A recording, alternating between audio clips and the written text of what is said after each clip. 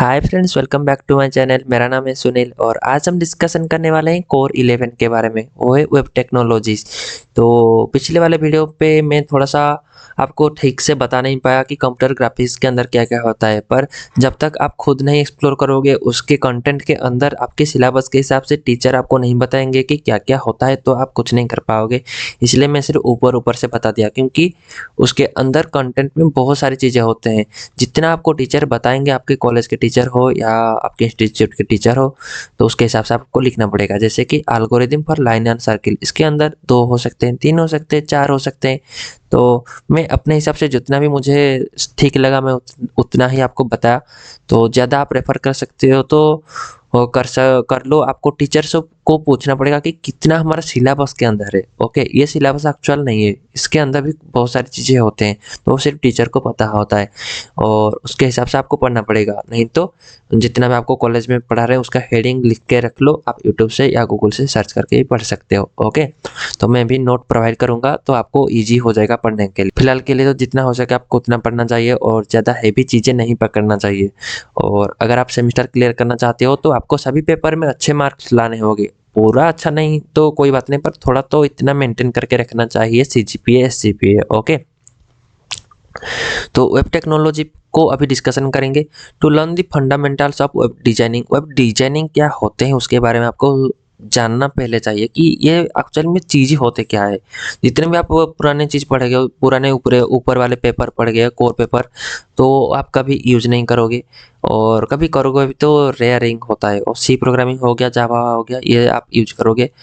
पर ये आप ज़रूर यूज करोगे अगर आप बीएससी कंप्यूटर साइंस या एमसीए पढ़ोगे उसके बाद, तो ही आप ये वाला चीज़ को ज़्यादा यूज करोगे। पर हम ये चीज़ ज़्यादा नहीं पढ़ते, ये हमारा गलती है और ये एकेडमिक का भी कुछ डिफ़ॉल्ट है, फॉल्ट है। ओके, हमारे एजुकेशन सिस्टम का कुछ फॉल्ट भी ये है। To learn the fundamentals of technology, फिलहाल के लिए हम हमारे टॉपिक पे वापस आते हैं। To design the develop standard interactive web pages, to learn some popular web scripting languages. तो मतलब कि आपको पहले यूनिट पे पढ़ना पड़ेगा। आप सुने होंगे काफ़ी बहुत लोगों के पास कि HTML CSS जावास्क्रिप्ट आपका है फ्रंट एंड, उसको अच्छे से पढ़ो तो यूआई हो जाता है।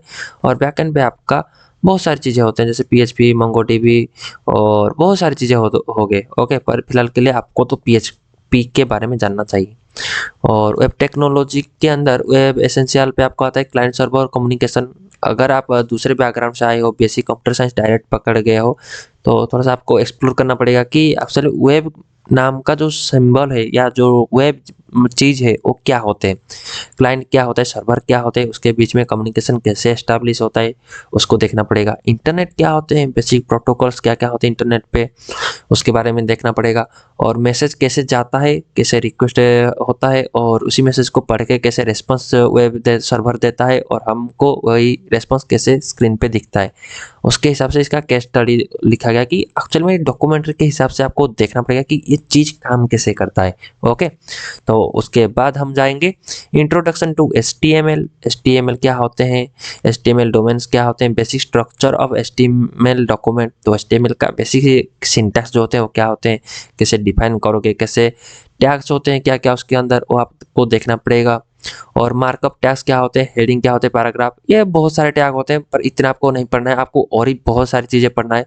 मेरे हिसाब से आप अगर आप यूट्यूब से कुछ ट्यूटोरियल देख रहे हो या कुछ ही पढ़ रहे हो तो पूरे के पूरे इस पे चले जाओ। ओके, और HTML CSS का कोई नोट्स नहीं होता भाई, और ये कभी भी ढूंढना मत, क्योंकि आप जितना प्रैक्टिस करोगे वो इतना आपको याद रहते रहते जाएगा अपने आप में। थोड़ा बेसिक सा चीज़ें सिर्फ नोट डाउन कर लो।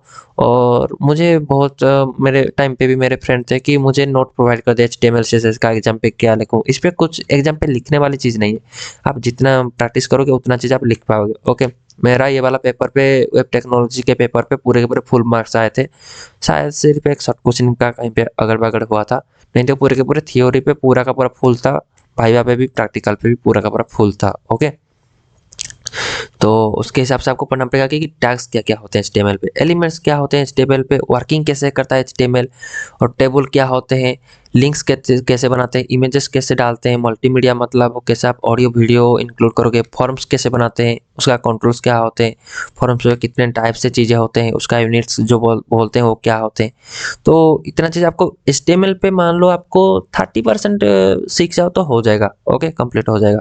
कहीं से भी एक यूट्यूब सा ट्यूटोरियल या जीएफजी या गिग्स फॉर गिग या स्टडी टू नाइट कुछ ऐसे चीज़ें होते हैं, और उधर से आप देख लो 30% कंप्लीट कर तो हो जाएगा। कहीं से भी यूट्यूब का एक 2-3-4 घंटे का वीडियो देख लो, हो जाएगा। ओके, और मैं अपने एक्सपीरियंस से बता रहा हूँ जितना मुझे पता है। बेसिक कंप्यूटर साइंस मैंने कंप्लीट किया है और काफ़ी सही सा, मतलब इतना तो अच्छा नहीं पर सही सा सीजीपीए मेंटेन करके रखा हूँ। तो इसलिए आपको बता सकता हूँ कि कितना चीज़ आपको पढ़ना चाहिए। ओके, मेरे टाइम पे मैंने इस टाइप से वीडियो ढूंढ रहा था।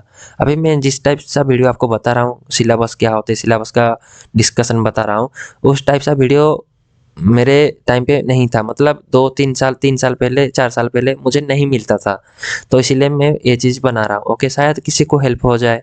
तो यूनिट 2 पे देखते हैं कि एचटीएमएल खत्म होने के बाद आप तो स्ट्रक्चर बना लिए, उसको फिर डिजाइन करोगे या नहीं, उस पे कलर डालोगे, उसका स्टाइल थोड़ा सा चेंज करोगे।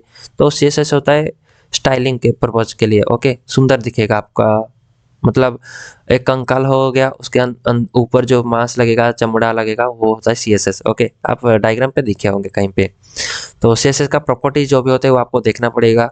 और इस पे ज़्यादा बात नहीं करूँगा क्योंकि ये जितना प्रैक्टिस करोगे उतना ही होगा। अभी तक तो मेरा भी सीएसएस कंप्लीट नहीं हुआ है, आपको क्या मैं बोलूँ।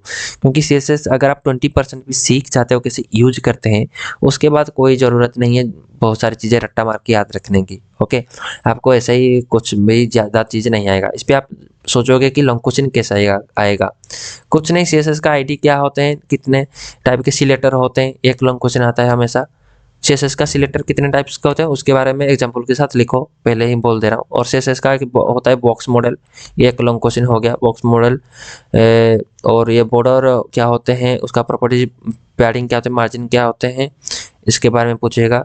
और कलरिंग करने के लिए आपको क्या क्या चीज़ यूज करते हो वो भी पूछ सकता है। ओके, और अगर पूछेगा तो कोडिंग वगैरह नहीं पूछता इतना, पर ये होता है स्टाइलिंग के लिए क्या क्या होता है, और कैसे आप स्टाइल को डिफाइन करोगे, इनलाइन करोगे या एक फाइल बना के रखोगे स्टाइल को, या बॉक्स मॉडल क्या होता है उसके बारे में भी, आईडी होता है क्या है, क्लास क्या होता है उसका एग्जांपल दो। ओके, ये सारी की सारी चीज़ जितना भी टर्म में बताया वो लॉन्ग क्वेश्चन होता है। 3 मेजॉरिटी लॉन्ग क्वेश्चन होता है कि कैसे स्टाइलिंग करते हो, कितने टाइप से हो सकते हैं, 3 टाइप्स के हो सकते हैं, उसको डिफाइन करो और एग्जांपल के साथ। और होता है आईडी क्या, आईडी सिलेक्टर क्या होते हैं, क्लास सिलेक्टर क्या होते हैं उसके बारे में बताओ। और एक हो गया बॉक्स मॉडल क्या होते हैं। ये 3 लॉन्ग क्वेश्चन देख लो, सीएसएस से हो जाएगा। और एचटीएमएल पे एक टेबल के बारे में देख लो, फॉर्म्स के बारे में देख लो, एक फॉर्म डिजाइन करो पूछ सकता है। और नहीं तो इंटरनेट क्या होता है, क्लाइंट सर्वर प्रोटोकॉल क्या होता है उसके बारे में देखो, ये एक पार्ट से एक आएगा। और इतना ही, और ज़्यादा कुछ नहीं आता। इधर टैग्स के बारे में पूछ सकता है तो पूछ सकता है। ओके, 2 यूनिट खत्म हो गया आपका। 3 नंबर यूनिट पे जावास्क्रिप्ट, इधर से लॉन्ग क्वेश्चन थोड़े से आ सकते हैं और ये हमेशा इंपॉर्टेंट है। पर ज़्यादा टेंशन ना लो, ये काफ़ी इजी सा है जावास्क्रिप्ट। अगर आपको नॉर्मल प्रोग्रामिंग क्या है पता है, प्रोग्रामिंग लैंग्वेज आपको पता है, सी प्रोग्रामिंग लैंग्वेज या जावा प्रोग्रामिंग पता है, तो जावास्क्रिप्ट भी हो जाएगा।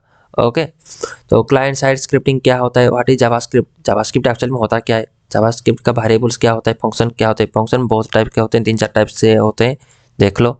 लूप्स क्या होते हैं, ये सारे के सारे जो नॉर्मल प्रोग्रामिंग लैंग्वेज होते हैं उसके बारे में है, इतना ही। ओके, इतने तक जावास्क्रिप्ट के रिपीटेशन जो होते हैं।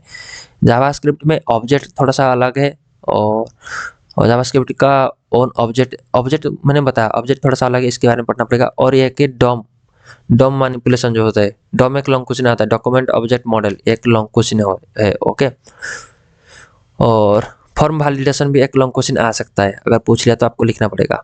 और एक इधर ये पूरे के ऊपर ऊपर से एक लॉन्ग क्वेश्चन आएगा इधर तक, मतलब इधर से स्टार्ट करके ये वाले तक। ओके, इधर से ये वाले तक एक लॉन्ग क्वेश्चन है, इधर से आएगा डॉम मैनिपुलेशन क्या होते हैं। और नीचे ये वाले सेक्शन से एक लॉन्ग क्वेश्चन आएगा, इधर से आएगा कि डीएचटीएमएल क्या होते हैं, combining DHTML CSS JavaScript events buttons controlling और ब्राउजर। तो ये कैसे काम करता है, एचटीएमएल सीएसएस जावास्क्रिप्ट डीएचटीएमएल पे कैसे काम करता है। डीएचटीएमएल मतलब डायनामिक हाइपरटेक्स्ट मार्कअप लैंग्वेज, सिर्फ डायनामिकली वो कैसे काम करता है, उसका स्ट्रक्चर का आपको पूरे के पूरे बनाना नहीं है कोडिंग करके, वो आपको बताना है, एक्सप्लेन करना है कि कैसे काम करता है। ओके, और उसके बाद है पीएचपी। पीएचपी भी एक सर्वर स्क्रिप्टिंग साइड लैंग्वेज है, मतलब जो बैकएंड आप बनाओगे, जैसे पीएचपी से कैसे एक्सेस करोगे, वैलिडेशन करोगे, उसको बनाने के लिए आपको पीएचपी सीखना पड़ेगा। वही सेम चीज़ है, पर थोड़ा सा शेल स्क्रिप्ट जो होते हैं उसके हिसाब से ये होता है पीएचपी। ओके, वेरिएबल क्या होते हैं, ऑपरेटर क्या होते हैं, डाटा टाइप्स क्या होते हैं, ये वाला चीज़ वो पीएचपी पे भी सेम ही है। ओके, तो जो लिनक्स वाला जो चीज़ होता है वो पीएचपी टाइप से थोड़ा सा होता है, डॉलर आएगा, उधर हाश आएगा, और अब वेरिएबल कैसे वो, पर लॉजिक सेम है। ओके, तो string creation, accessing string, searching, replacing, formatting string, array क्या होते हैं, creation array, accessing array, multi dimensional array क्या होते हैं, पीएचपी विथ डेटाबेस, डेटाबेस को पीएचपी के साथ कैसे जो मतलब कंबाइन करके बनाओगे आप, डेटाबेस को पीएचपी के साथ कैसे लिंकिंग करोगे, उसका लॉन्ग क्वेश्चन आ सकता है, ये वाला लास्ट लाइन देख लो। ओके, और पीएचपी पे स्ट्रिंग्स क्या होते हैं उसके फंक्शन के बारे में थोड़ा सा बताओ, आरे क्या होते हैं, आरे को एक क्रिएशन करो और आरे को एक्सेस करो, ये भी एक लॉन्ग क्वेश्चन आ सकता है।